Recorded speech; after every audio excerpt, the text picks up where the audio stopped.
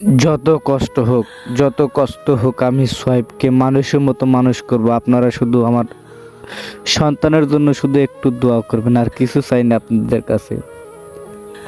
আর ওই নারীকে আমি কোনোদিন আনবো না, যদি আমার এই জীবনও চলে যায়। যাক, সমস্যা নাই। আমি কোনো মেয়েকে আমার এই জীবনে জড়াবো না। আপনাদেরকে একটা কথা বললাম, আমার বাবুকে আমি বেশি না 5-6 বছর বয়স হলে মাদ্রাসা ভর্তি করে দেব। আর এইভাবে তো সংসার চলে না, আপনারা তো বুঝেন।